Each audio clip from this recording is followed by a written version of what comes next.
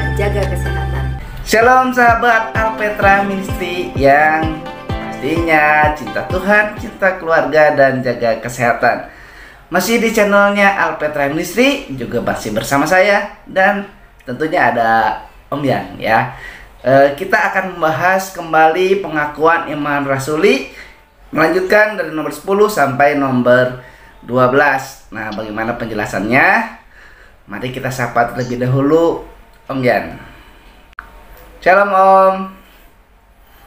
Salam, cinta Tuhan, cinta keluarga, jaga kesehatan. Iya Om. Wah, ini tanpa terasa ini sekarang hari ke-6 nih Om ya, doa pencurahan Roh Kudus ya. Ini kita akan lanjut mengenai pengakuan iman rasuli. Yang selanjutnya yaitu nomor 10 tentang pengampunan dosa. Baik sobat Alpetra Ministry yang mau tahu tentang dosa, nanti linknya ada di deskripsi ya. Saya cantumkan di deskripsi dan di pin di komentar mengenai link penjelasan Om Yan mengenai dosa secara lengkap. Nah, kali ini karena kita berkaitan dengan pengakuan iman rasuli, kita akan membahas mengenai pengakuan iman rasuli yang ke-10, yaitu pengampunan dosa.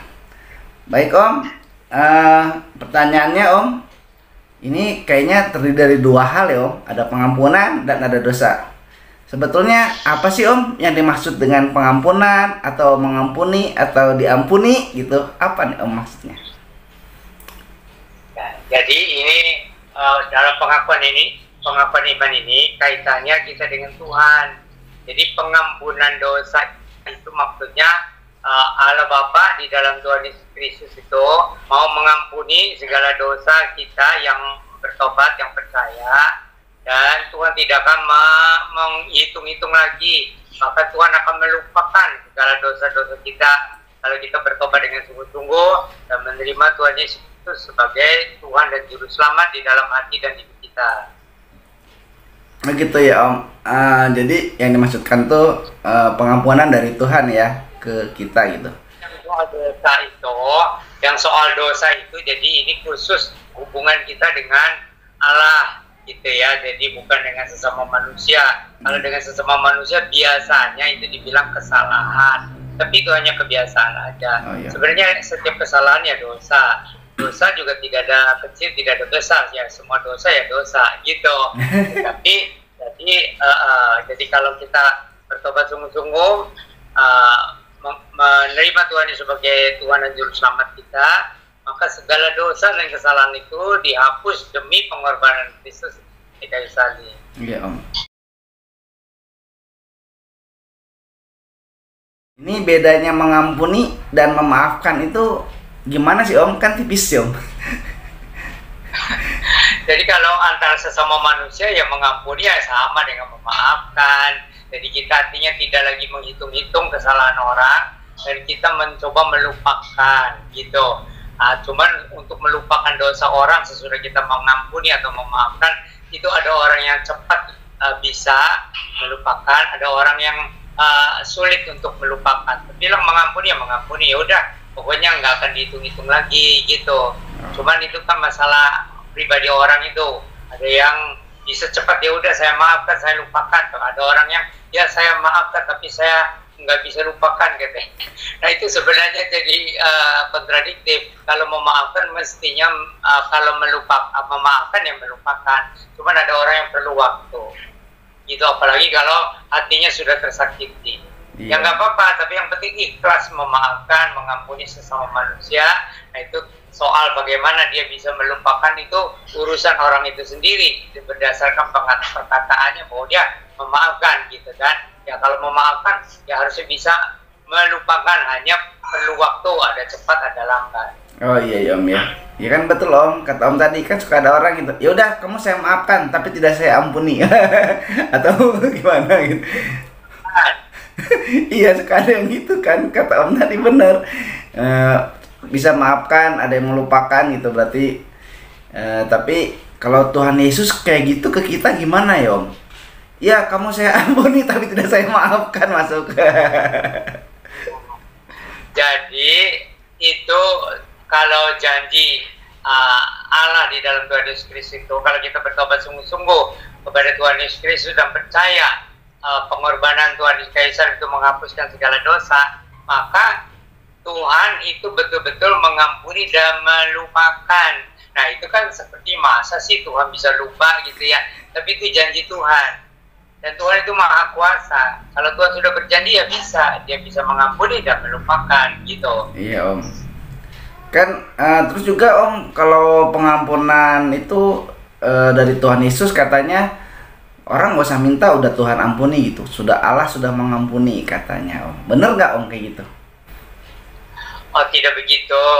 Jadi kalau kitanya sudah bertobat, ya itu otomatis mengampuni. Tapi kan biasanya orang tuh kalau sudah bertobat dia minta ampun. Cuma minta ampun kan nggak ada yang sempurna sampai semuanya diakui gitu kan. Meskipun ada orang yang beranggapan itu semua dosa harus satu demi satu diakui gitu kan, baru diampuni. Tetapi kalau manusia kan terbatas, bisa kalau misalnya kita tidak bisa mengingat semuanya, tapi kita bilang Tuhan ampuni segala dosa saya, betul saya minta ampun. Nah kalau sungguh-sungguh ya udah diampuni gitu. Cuman pendapat orang itu berbeda. Ada yang harus diungkapkan apa dosamu, akui dengan teliti satu demi satu, ada yang begitu gitu. Tapi Tuhan melihat hati kita.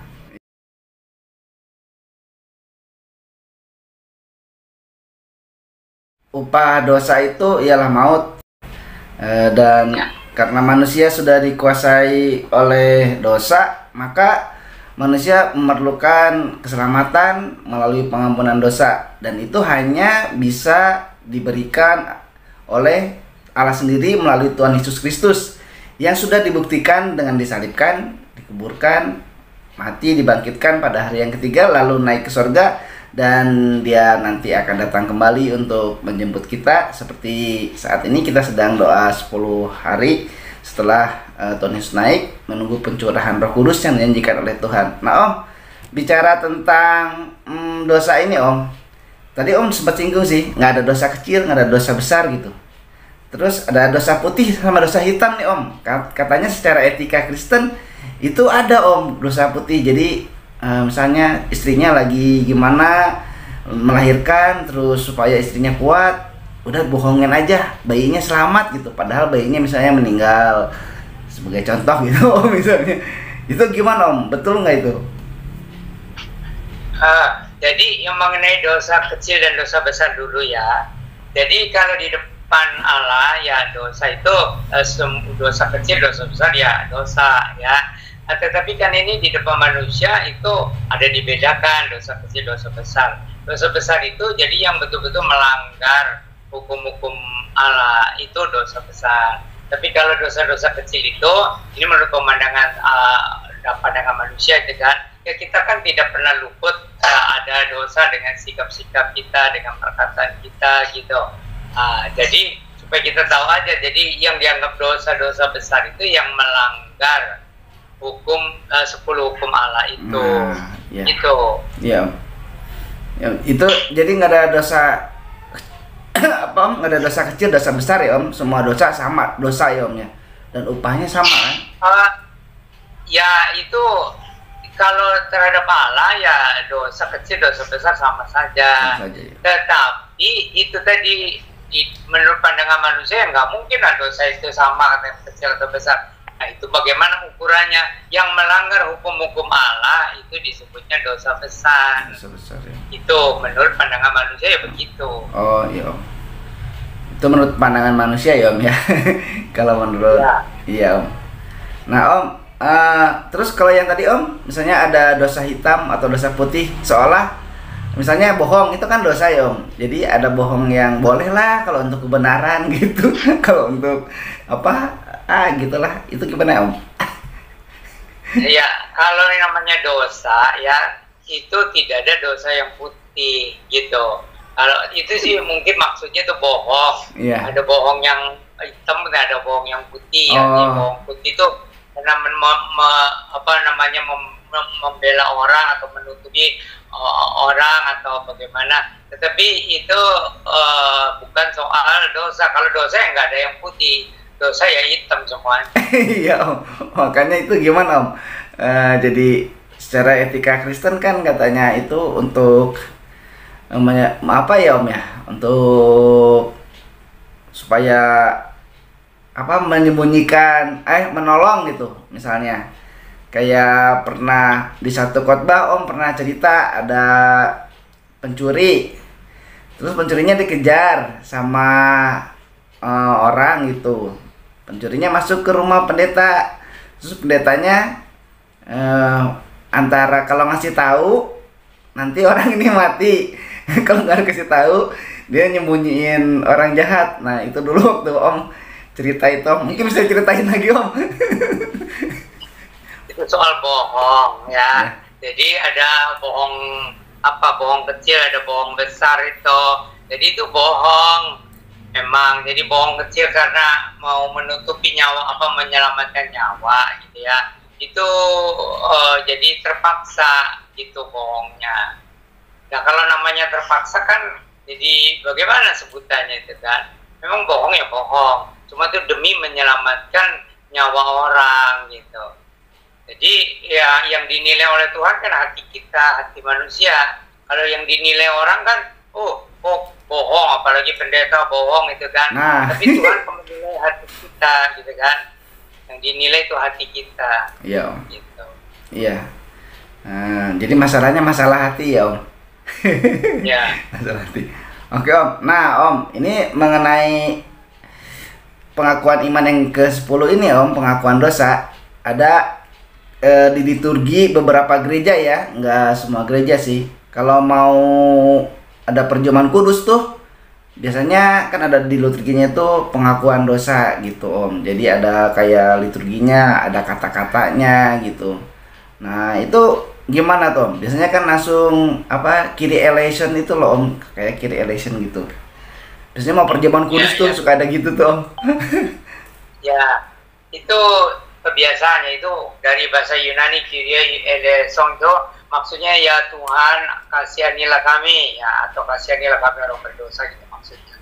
Jadi itu memang aturan gereja dalam perjamuan kudus itu tidak sama. Ada yang strict ya, keras sekali aturannya gitu ya. Ada yang sedang-sedang, ada yang longgar gitu.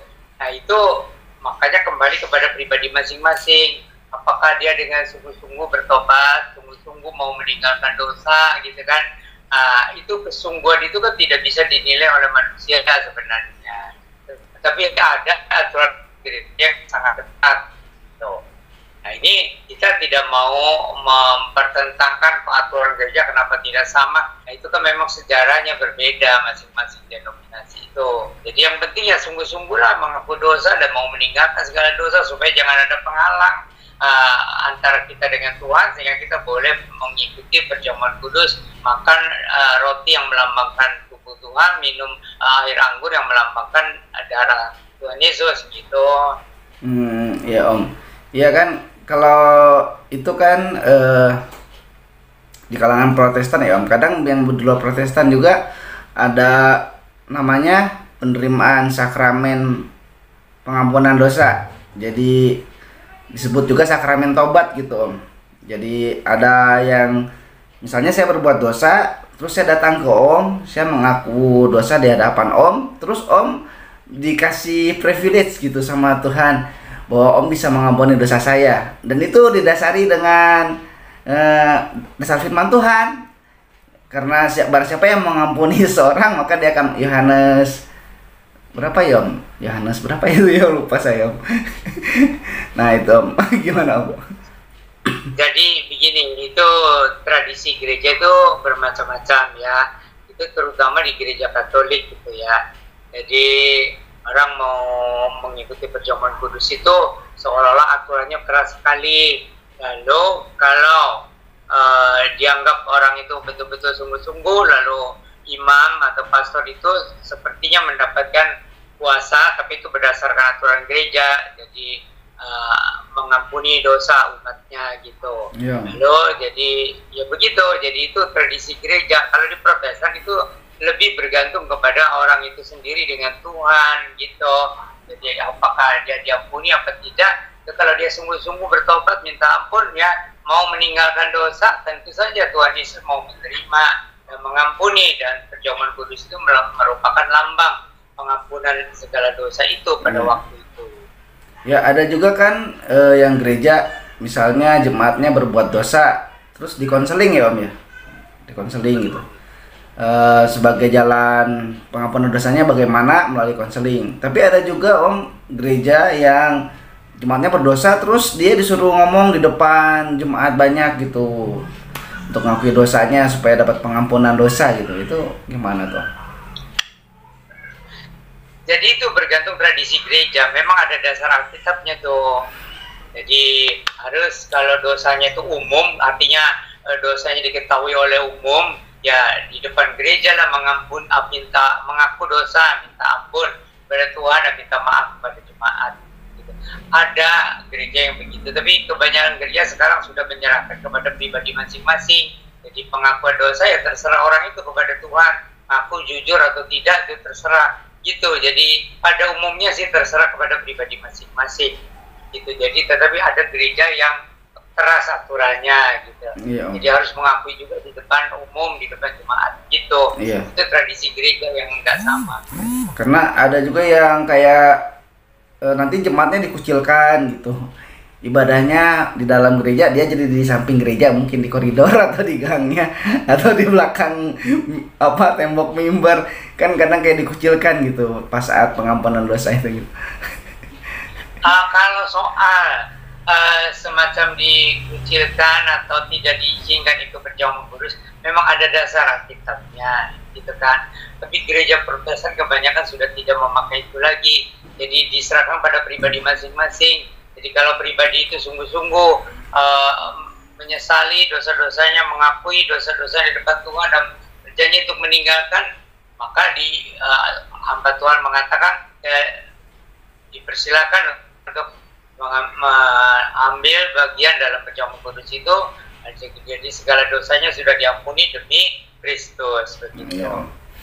Nah, Om, ini kembali lagi ke yang tadi sedikit nih Om, karena ini kan ke seseorang yang melakukan pengakuannya ya Om ya, pengakuan dosanya. Nah ini sekarang ke orang yang tadi kita singgung, misalnya pendeta atau siapa yang kita iniin untuk pengakuan dosa gitu. Nah itu kan tadi disinggung di yang bukan Protestan itu kan mengaku kepada sosok tokohnya gitu, imamnya lah Om, bisa dikatakan gembalanya gitu. Dan mereka juga punya dasar Alkitab bahwa itu yang tadi saya bilang itu dari Yohanes 20 ya Om ya. Di Yohanes 20 itu kan yang jadinya ada istilah in persona Christi itu Om. Nah itu maksudnya gimana Om sebetulnya in persona Christi itu? Boleh nggak saya ngakui sebagai in persona Christi gitu? Ya itu juga seolah-olah mengambil dasar Alkitab gitu ya. Bahwa hamba Tuhan itu yang mewakili Tuhan Yesus itu. Jadi asal orangnya sungguh-sungguh mengakui dosa dan bertobat mau meninggalkan, ya lalu dia atas nama Tuhan, aku mengampuni dosamu gitu, atas nama Kristus gitu. Itu aturan gereja memang nggak sama gitu. Jadi ada yang aturannya begitu, ada yang diserahkan kepada pribadi masing-masing. Kalau gereja Protestan itu sepertinya lebih kepada pribadi masing-masing gitu. Asalkan sungguh-sungguh ya pasti dosamu diampuni oleh darah Kristus itu. Iya Om. Terserah pribadinya. Iya Om ya.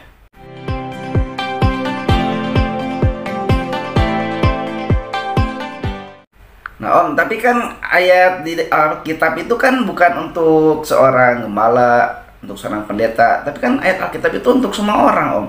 Jadi ayat di Yohanes 20 itu berarti sebetulnya siapapun yang dikasih sama Tuhan, jikalau kamu mengampuni dosa orang, dosanya diampuni, dan jikalau kamu menyatakan dosa orang ada, tetap ada, itu kan berarti berlaku untuk semua dong Om, semua orang percaya dong. Ya, sebagai prinsip memang begitu. Tapi kalau untuk aturan gereja itu tidak sama. Jadi masing-masing gereja punya aturan dan tradisi sendiri. Tapi dalam hubungan terhadap sesama manusia memang begitu. prinsipnya. Kalau kita bilang ya sudah saya ampuni kamu, saya maafkan kamu, ya udah lepas gitu. Jadi seolah-olah utangnya kalau itu dosa itu dianggap utang, ya udah nggak ada utang lagi gitu. Tetapi kan kalau aturan gereja kan nggak sama gitu. Jadi bergantung kepada aturan gerejanya. Oh, ini mungkin karena masing-masing punya penafsiran sendiri sih Om, dari denominasi. Jadi saya suka melihat bahwa malah jadi menghalangi arti dari Alkitab sebetulnya, kalah sama aturan gereja jadinya. Ya, karena aturan Allah di dalam Alkitab itu kan memang bergantung kepada orang beriman itu. Tapi ada gereja-gereja yang mengambil dasar dari Alkitab itu untuk supaya menghasilkan jemaat-jemaat yang lebih baik ada. Tapi kalau gereja Protestan itu lebih menitik beratkan pada tanggung jawab pribadi-pribadi itu. Gitu. Iya Om. Oke, jadi intinya bahwa tentang pengampunan dosa ini antara seseorang secara pribadi dengan Tuhan ya Om, yang lebih tepatnya ya. Iya, jadi itu prinsipnya begitu. Cuman jadi ada aturan-aturan yang Pak Alfa tadi sebutkan itu untuk kebaikan gereja juga. Cuman ada gereja yang memaksa itu, ada gereja yang menekannya terserah pribadi masing-masing gitu. Oh ya, baik Om. Oke Om. Wah, ini tebel Om, daging semua isinya.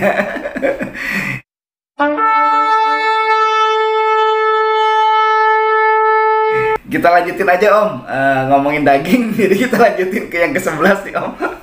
Itu tentang kebangkitan daging. Saya pernah berpikir ya, dan pernah nanya juga sama Om saya waktu itu sambil sekilas bercanda, Om jangan-jangan ini artinya apa, mayatnya pada bangun semua gitu waktu Tuhan datang, ayo bangkit gitu.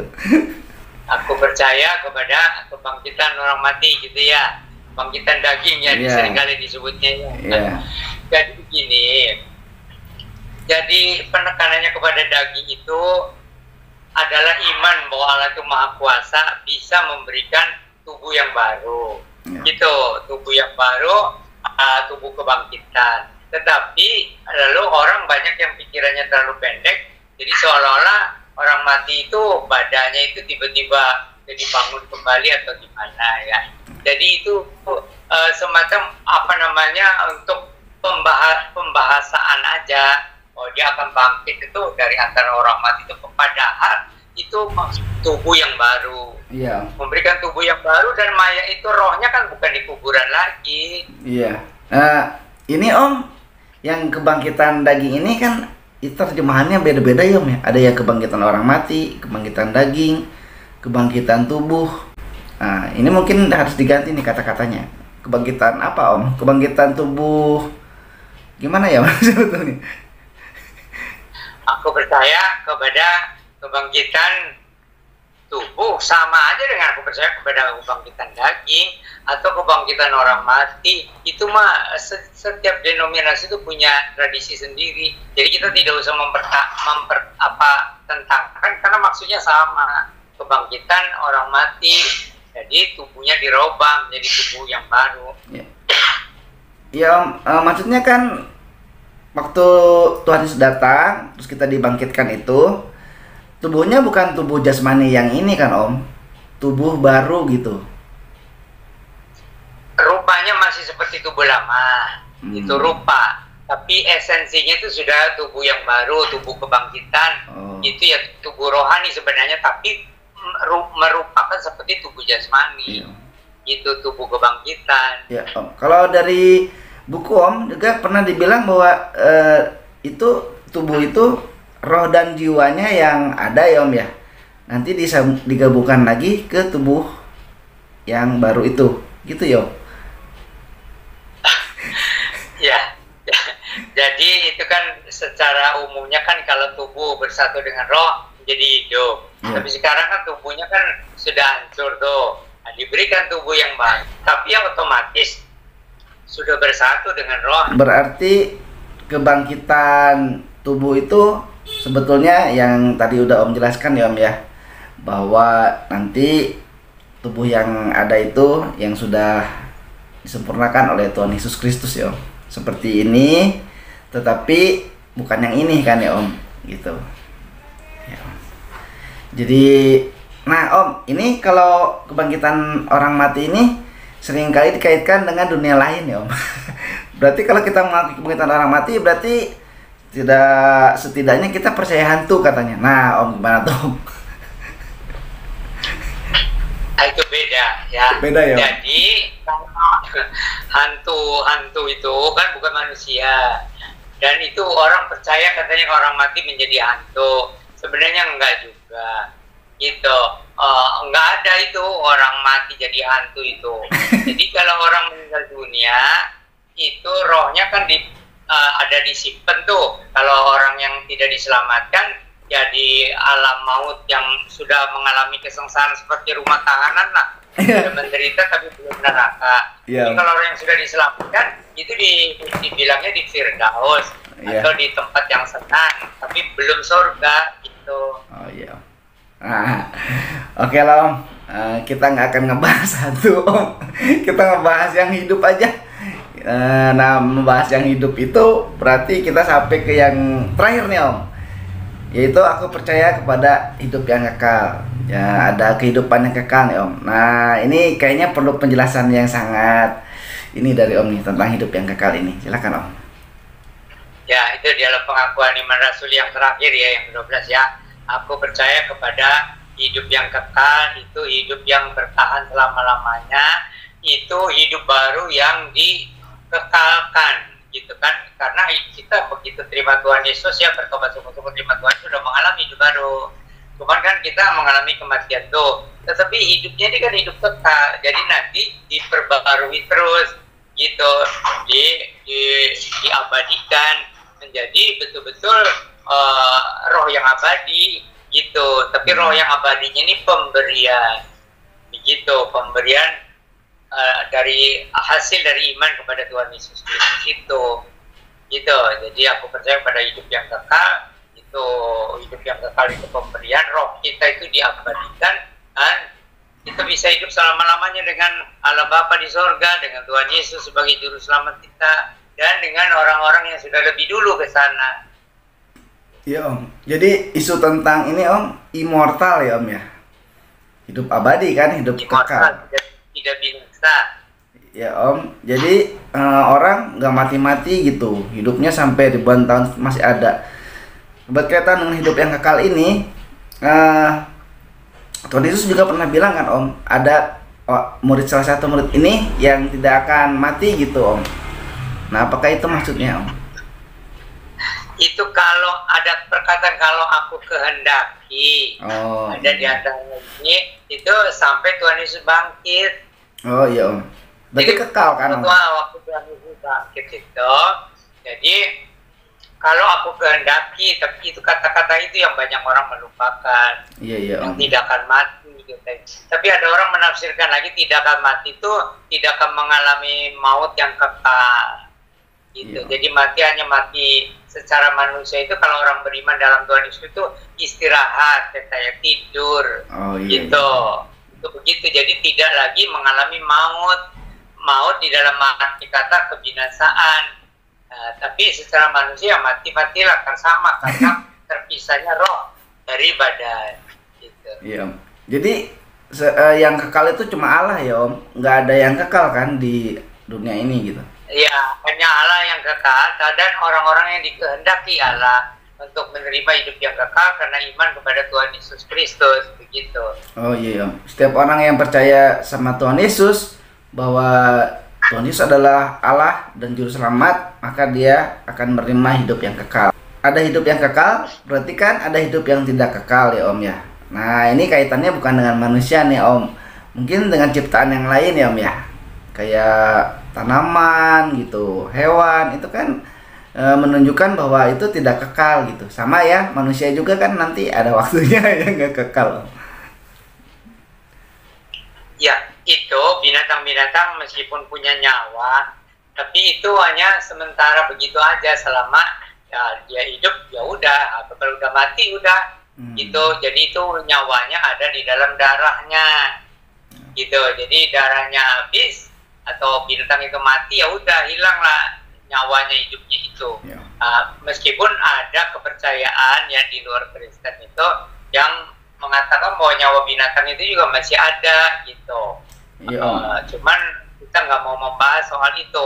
Nah, kalau orang Kristen ya hanya manusia yang diberikan hidup abadi kalau percaya pada Tuhan Yesus Kristus. Kalau tidak percaya pada Tuhan Yesus Kristus, jadi akan mempertanggungjawabkan perbuatan-perbuatannya selama hidup di dunia ini. Gitu, akan diadili lah. Nah, Om, kalau menurut pengetahuan kan Om ada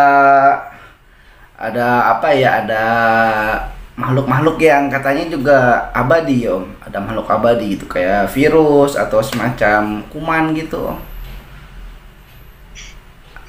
Itu kalau bangsa virus-virus itu sebenarnya hidupnya singkat, cuman cepat berkembang biak. Cepat berkembang biak seolah-olah tidak mati-mati. Padahal virus yang umurnya singkat, cuman karena begitu cepat berkembang biak lagi, ya seolah-olah itu terus hidup gitu. Itu hidup yang kekal. Aku percaya pada hidup yang kekal itu karena kita nanti bersatu atau tinggal bersama-sama dengan Allah Bapa yang kekal itu. Bukan terserah kita masing-masing mau menikmati hidup katanya seperti di Taman Eden dan sebagainya, enggak. Itu aku percaya kepada hidup yang kekal yang bersama-sama dengan Allah Bapa dan Tuhan Yesus dan Roh Kudus itu. Jadi hidup dalam persekutuan dengan Allah Bapa, dengan Tuhan Yesus dan dengan Roh Kudus. Gitu maksudnya. Baik Om, kalau gitu kita akhiri saja ya Om ya pertemuan kita kali ini. Dan semoga apa yang sudah disampaikan menjadi wawasan baru bagi yang menonton, sahabat Alpetra Ministry, pastinya mendapatkan pencerahan dan berkat rohani dari Tuhan Yesus melalui penjelasan-penjelasan dari Om Yan. Terima kasih Om atas penjelasannya. Sampai di sini dulu perjumpaan kita. Salam cinta Tuhan, cinta keluarga, dan jaga kesehatan. Shalom. Cinta Tuhan, cinta keluarga, jaga kesehatan.